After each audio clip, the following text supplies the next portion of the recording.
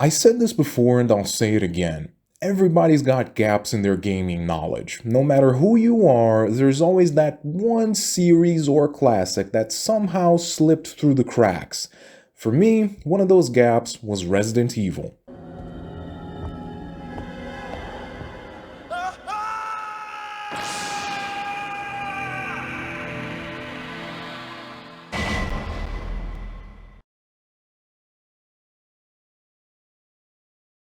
Shocking, I know. RE is Capcom's biggest franchise, both in terms of sales and popularity, and yet, the only two games I played were 4 on the PS2 and 6 on the 360, both over a decade ago. So I figured, what better time than Spooktober to go back to the one that started it all. And yes, we are talking about the PS1 version here, not the remake, that's a whole other video. But even saying the PS1 version might cause some confusion because Capcom decided to release the same game 3 times on the same console. You have the original, the Director's Cut, and the Director's Cut DualShock Edition. Capcom really believed in milking that particular cow until it was skeletal. I played through the Director's Cut for this video, I'll explain why in a bit.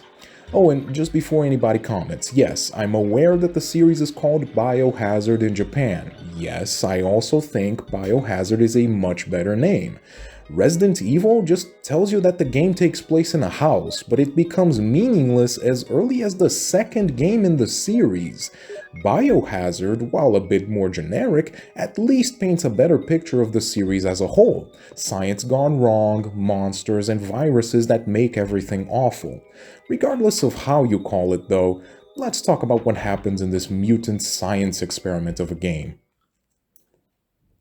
The first Resident Evil follows the Raccoon City Police Department's Special Tactics and Rescue Service, aka STARS. When their Bravo team vanishes while investigating mysterious murders in the woods, Alpha Team is sent in to find them. Our lineup consists of sharpshooter Chris Redfield, explosives expert Jill Valentine, veteran Barry Burton, pilot Brad Vickers, Captain Albert Wesker, and Joseph Frost, whose sole purpose is to die in the opening so you know things are serious. Minutes after arriving, the team is attacked by monsters and trapped in a creepy mansion that's hiding way more than old furniture and bad wallpaper. Chris and Jill are our playable characters, and we follow them as they explore, fight off the undead, and try to piece together just what the hell is going on here. Even if you've never played Resident Evil, you've probably heard about its unique voice acting. There's the infamous "you were almost a Jill sandwich" line, but honestly, that's just the tip of the iceberg. Everybody sounds like they wandered in from a middle school drama club. At one point, a guy is bleeding to death from a gigantic snake bite, and the most the voice actor can muster is "ouch."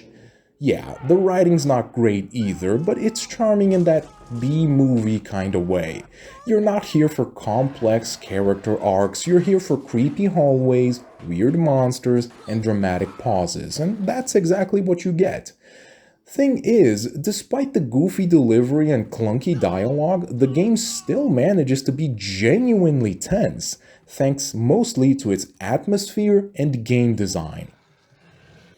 Yes, the game looks ancient by today's standards, but honestly, it has style, okay? The pre-rendered backgrounds, the weirdly framed camera angles, the use of shadows, it's all designed to keep you guessing what's around the corner. Those fixed cameras aren't just a limitation, they're a tool. They control what you can see and by extension, what you can fear. The sound design is great as well. Enemies all make distinct noises. Zombies moan, dogs snarl, but the scariest moments are when you hear nothing. The game uses silence like a weapon. You're never totally sure if you're safe. Not until you hear that soothing piano melody of the save room theme that immediately lowers your blood pressure. The soundtrack is short but iconic, except in the DualShock edition, which replaced it with something that's less iconic, let's say. The atmosphere is half of what makes the game work, so now let's move on to the second half. Let's talk controls. The first 3 Resident Evil games are famous for what fans affectionately call tank controls. You only move forward and backward. Pressing to the sides only makes the character turn. It sounds awful, but give it about half an hour and it clicks. It makes you feel the tension. It's strange to me that Shinji Mikami, this game's director, apparently thinks people are trolling him when they say they like the tank controls, but it's true, they help add tension to the game. If it was easy to run away from monsters, they wouldn't be as scary. You can remap the buttons, and you should, by pressing start and select at the same time. Pressing X to attack and square to run just feels like a sick joke. The DualShock Edition, as you might expect, adds analog controls, but honestly, I found those even weirder. The D-pad is the way to go for my money. Combat is straightforward. Hold aim, press fire, conserve ammo. Director's Cut adds auto-aim, which makes a huge difference, enough to smooth out the frustration without it feeling like cheating. Which is great, because one of the things that makes this first game so brilliant is how it forces you to think like a survivor. You never know if you have enough ammo, your inventory is tiny, and even saving your game costs resources. That's right, every time you want to save, you burn through an ink ribbon. No ink ribbons? No saving for you, buddy. It's an ingenious way to keep the player on edge. But it's not unfair. The game actually gives you more than enough to survive if you're careful and curious.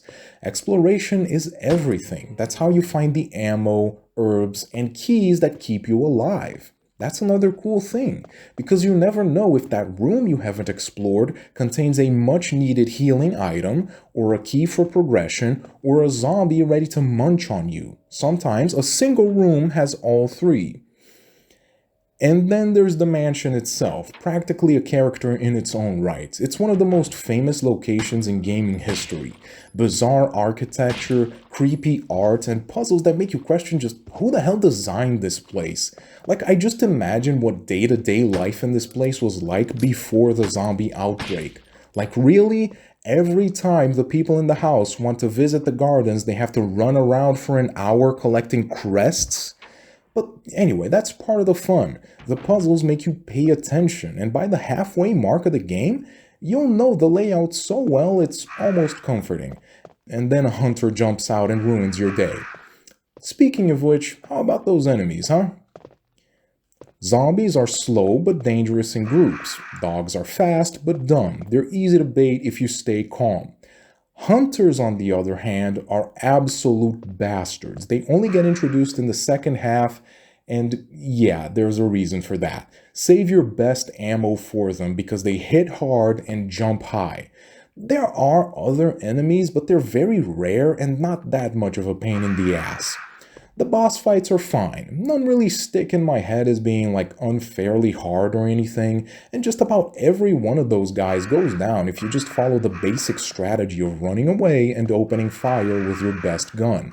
There's only about 4 of them, and one fight is even skippable, but they help break up the exploration nicely. Now that we covered the baddies, let's talk about the heroes. Like I said, you can play as either Chris or Jill, but if you think this is a purely cosmetic choice, you got another thing coming. Jill has less health but carries more inventory slots, gets a lockpick to open some locked doors, and has Barry around to bail her out. Chris has more health but fewer inventory slots that quickly get filled up with keys because he has no lockpick, and only gets the occasional help from Rebecca, who is a cutie pie but not exactly a walking magnum like Barry. In case it wasn't clear, this isn't 2 different playstyles, it's 2 difficulties. Jill is normal, Chris is hard. And the game never tells you that. Sorry if you love this game, but that's BS. Later entries in the series are better about giving each character distinct strengths and weaknesses, but as it stands in this game, Jill has 1 weakness and several strengths, and Chris is the opposite. I really don't like the way they do the character selection here, and it's actually my biggest complaint with this game, since there's no way somebody going in blind is gonna know that. I strongly suggest choosing Jill for your first playthrough, unless you're a really big fan of constantly backtracking as Chris to dump useless items. Maybe this stealth difficulty selection thing was necessary for the first version, but it became obsolete with the re-release.